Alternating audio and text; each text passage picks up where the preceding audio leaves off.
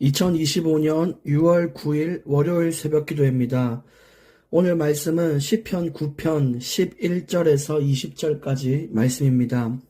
말씀의 제목은 그의 행사를 선포하라. 그의 행사를 선포하라. 여러분, 또 한 주가 시작되었습니다.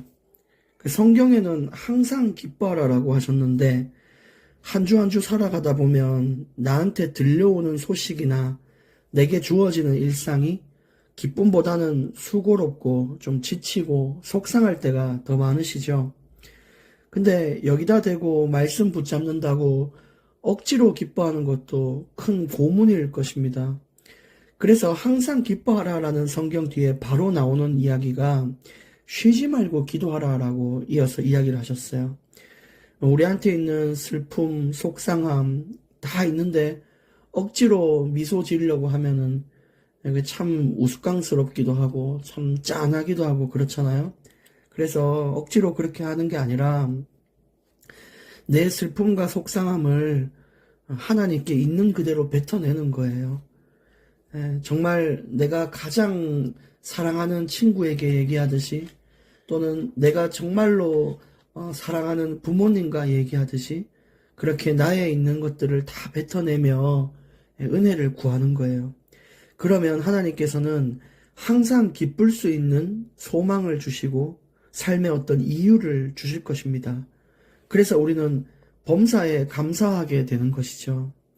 사자굴에 떨어진 다니엘 이야기도 보시면 바로 사자굴에 떨어진 것이 아니죠. 처음에는 왕의 협박도 받고 얼마나 조금 나름대로의 두려움도 있고 또 감옥에서 임시로 이렇게 조금 가다 놓기도 하고 우리가 알지 못하는 여러 가지의 절차를 통해 다니엘에게 시련이 갔을 겁니다. 근데 그때도 하나님 앞에 계속 기도했을 겁니다. 다니엘은 하나님, 내 이러이러한 상황이고 이러이러한 상황인데 하나님 뜻이 뭡니까? 그래도 하나님, 저는 믿음을 지켰으니까 참 잘했죠. 얼마나 진실된 이야기가 나오겠어요. 여러분, 원래 사람은요 죽음 앞에서 가장 진실되기에 돼 있기 마련입니다. 그렇죠? 그러면서 이제 사자굴에 떨어질 때도 하나님과 계속 기도했겠죠. 근데 그 기도 가운데에서 발견했던 것은 놀라운 일이었어요. 뭐냐면 주의 천사가 사자의 입을 봉해서 아무런 해도 당하지 않도록 하나님께서 그렇게 하신 거죠. 앞에 겪었던 두려움과 고통 그 모든 것들이 싹 잊혀질 만큼 하나님의 역사와 인도를 보게 됩니다. 그게 기도의 결말입니다. 그러면 그걸 겪은 다니엘의 심정이 어땠을까요? 그 이후로는 아마 항상 기뻐하는 일이 일어났을 겁니다. 그러니까 내 마음, 감정, 상황을 있는 그대로 주께 맡기시고 그러면 하나님은 여러분을 웃게 만드실 것입니다. 오늘 또 다윗에 대한 이야기를 나눌 건데 다윗 역시 계속해서 너무너무 인생의 어려운 상황 속에서 하나님께 자신의 솔직한 마음들을 고백을 했어요. 그랬더니 나중에는 계속해서 어떤 고백이 나오냐. 하나님 같은 분이 이 세상에 없고 정말 하나님은 나의 요새고 방패시며 이렇게 다윗 역시도 자신의 진솔한 감정을 주께 드렸을 때 하나님께서는 그 마음 속에 소망과 위로를 주신 거예요. 그래서 오늘 그런 기도를 회복하는 날이 되기를 원합니다. 11절 말씀해 보시면 너희는 시온에 계신 여호와를 찬송하며 그의 행사를 백성 중에 선포할지어다. 여기서 행사는 가수들이 어디 지역 축제 가서 노래하고 춤춘 그 행사가 아닙니다. 하나님의 역사와 하나님의 이 인도하시는 이 큰 여정들, 하나님의 움직임들 이런 것을 보고 우리는 행사라고 하거든요. 그래서 여기서 다윗은 자신을 구원하시고 마음과 생각을 지키고 인도하시는 그 하나님을 찬송을 하고 있는데 여기서 우리가 배워야 할 점은 하나님이 주신 은혜는 나만 좋은 것으로 끝나는 것이 아니라 내게 주신 하나님의 인도와 역사를 우리 공동체에게도 알리고 또 우리 친한 사람들이나 아니면 불신자도 상관없어요. 하나님께서 내가 이렇게 기도했더니 이렇게 내게 평안을 주시고 말씀 붙잡았더니 말씀대로 역사하시더라. 이런 것들을 말하는 것이 찬송입니다. 하나님의 기이한 일, 하나님이 내게 주신 은혜, 하나님이 내게 주신 풍성한 평안을 주변에게 말하는 것, 그게 다윗이 말하는 진정한 찬송이었어요. 그러니까 명령하잖아요. 그분이 하신 그 행사를 백성 중에 선포해라. 그냥 너희가 응답받은 것으로 끝날 것이 아니라 하나님의 하신 그 놀라운 은혜를, 사랑을 알리라는 거예요. 이것이 전도라고도 볼 수 있는 거죠. 전도는 예수가 어떻고 이렇게 얘기하는 것도 필요하지만, 그것이 힘든 사람들은 내게 주신 은혜를 말하는 거, 그게 진짜 하나님을 찬송하는 거고요. 또 그게 진짜 나에게 맞는 전도일 수 있어요. 12절에 피 흘림을 신문하시는 이가 그들을 기억하시며 가난한 자의 부르짖음을 잊지 아니하시는도다. 여기서 피 흘림을 신문한다. 이것은 그 당시에 또 억울하게 죽임당한 자들이 얼마나 많겠어요. 억울함 속에서 살고 억울함 속에서 죽었던 그런 이도저도 안 되는, 아무것도 할 수 없는 그런 막막한 인생을 말하는데, 하나님은 그들의 인생을 굽어 살피시고 그들의 인생을 기억하시는 거죠. 결코 하나님 자녀의 억울함을 외면치 않으십니다. 우리가 사람들 앞에 있다 보면은 얼마나 억울한 일이 많고 오해가 많고 부당한 일을 많이 당합니까? 그러나 정말 감사한 것이 하나님께서 그 모든 것을 기억하시고 갚으신다는 것입니다.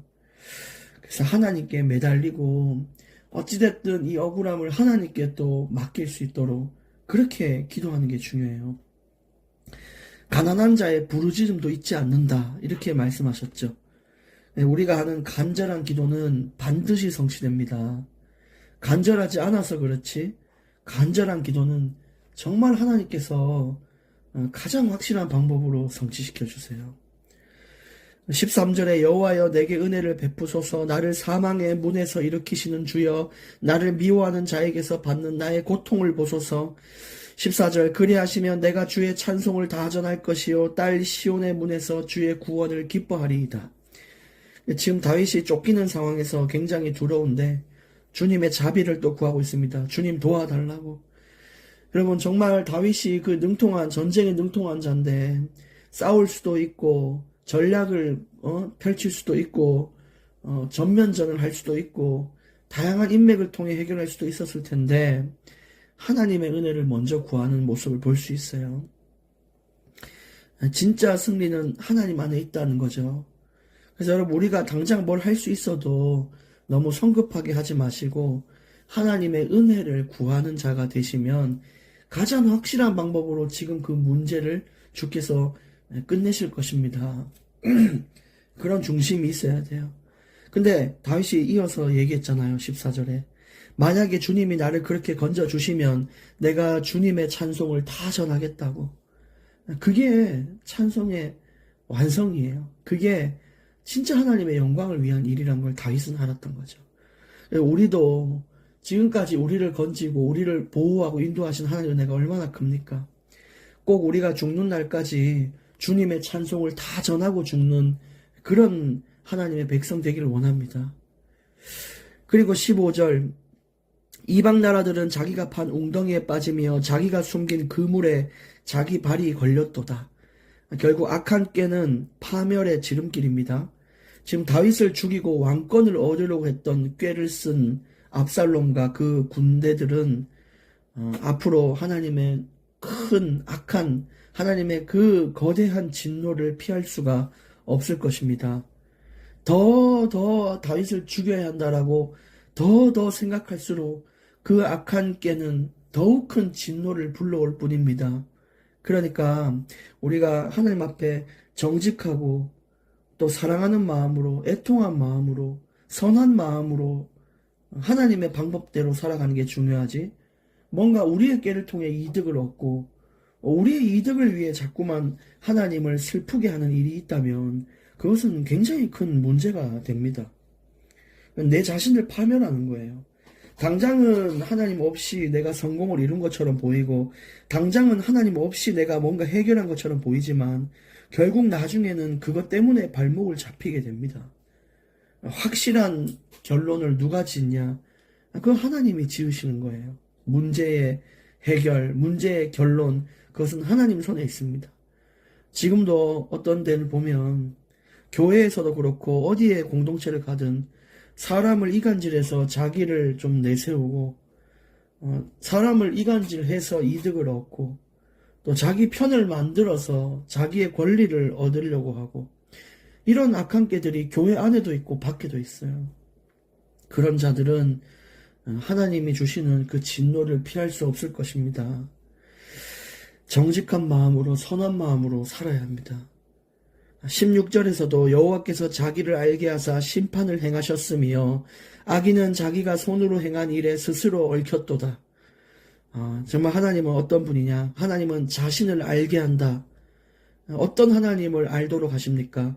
악을 눈감지 않으시는 하나님, 마음과 행동을 감찰하시는 하나님, 심판하시는 하나님, 이 모든 것들을 온천하에 드러내실 겁니다.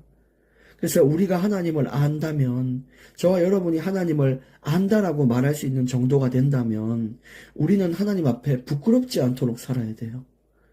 우리가 취미가 뭔지, 생각하는 게 뭔지, 남의 눈을 피해 하는 게 뭔지 하나님은 다 아시잖아요. 사람 눈 피했다고 만족스럽게 우리가 오늘 잘 처리했다 이렇게 할 수는 없는 거잖아요. 그러니까 하나님을 아는 사람은 하나님이 어떤지를 아니까 경외심을 가지고 살고 바르게 살기를 애쓰며 정말 예배의 인생을 거는 자들이에요. 그런 자들은 하나님께서 아끼고 보호할 수밖에 없는 것이죠. 17절 악인들이 스올로 돌아가며 하나님을 잊어버린 모든 이방 나라들이 그리하리로다. 18절 궁핍한 자가 항상 잊어버림을 당하지 아니하며 가난한 자들이 영원히 실망하지 아니하리로다. 궁핍하고 가난한 자, 마치 내 자신이 그럴 때가 있잖아요. 남들은 다 잘 사는 것 같은데 나는 힘이 없고 무너지고 연약하고 가난하고 할 수 있는 건 없고 배경도 없고, 근데 궁핍한 자를 잊지 않으시는 분이 하나님이고 가난한 자들이 영원히 인생의 그 실망 속에 살지 않도록 하는 분이 하나님입니다. 그러니까 어떤 상황이 있든 괜찮다. 하나님이 능히 이기게 하신다. 하나님의 자비를 구하는 자에게는 응답하십니다. 은혜를 베푸시고 살아갈 능력이 없는 자에게는 능력을 더하는 거예요. 우리가 살면서 인생에 잡을 것이 있다는 게 얼마나 중요합니까? 이런 얘기가 있잖아요. 지푸라기라도 잡는 심정이다. 이것은 그래도 내가 이렇게 내 인생이 무너질 수는 없으니까 안 될 거 알지. 별로 도움 안 될 거 알면서도 지푸라기라도 잡으면은 거기서 희망을 느끼는 게 그래도 뭔가 했다라고 안심하는 게 인간이잖아요. 근데 우리는 세상의 그 어떤 것과도 비교할 수 없는 하나님이라는 분을 붙잡을 수 있다는 게 얼마나 복된 일입니까? 살아갈 통로를 여시는 분이 있다는 거, 내 인생이 캄캄한데 앞에 빛을 비추는 분이 있다는 거, 이게 하나님 자녀예요. 그게 하나님 자녀의 보상이에요.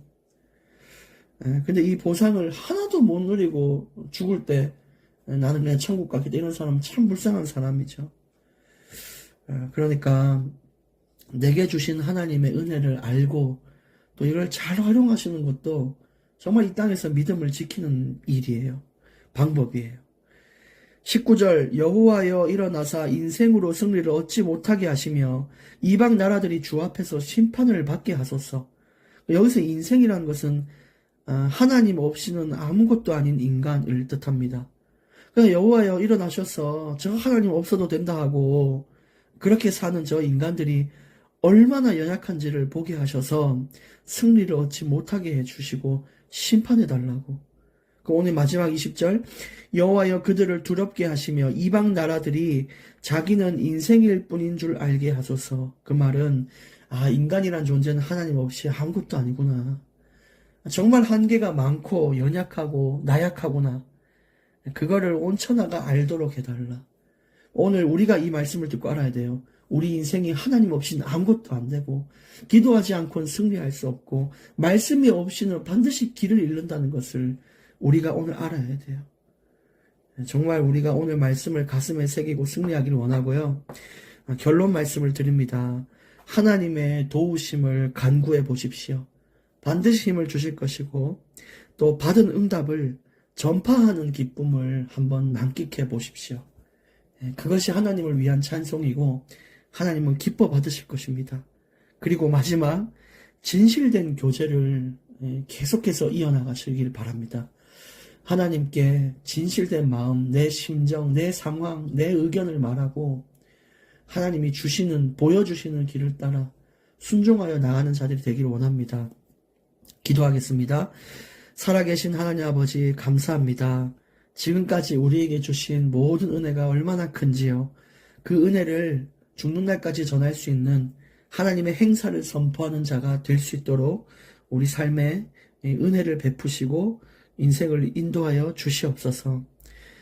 돌아볼 때 너무너무 어려운 것들 많고 어려운 소식들, 어려운 환경만 보이지만 하나님께서 주시는 위로와 소망을 발견하며 정말 항상 기뻐하고 범사에 감사하는 자의 응답을 받게 하여 주시옵소서. 우리가 인생 살면서 말로 못한 억울함과 부당한 것과 정말 예수를 믿는 것 때문에 왔던 정말 안타까운 많은 일들, 그것들을 잊지 말아 주시고 기억하사 하나님이 하늘의 상급으로 우리에게 갚아 주시옵소서. 모든 것을 감사드립니다. 예수님 이름으로 기도합니다. 아멘.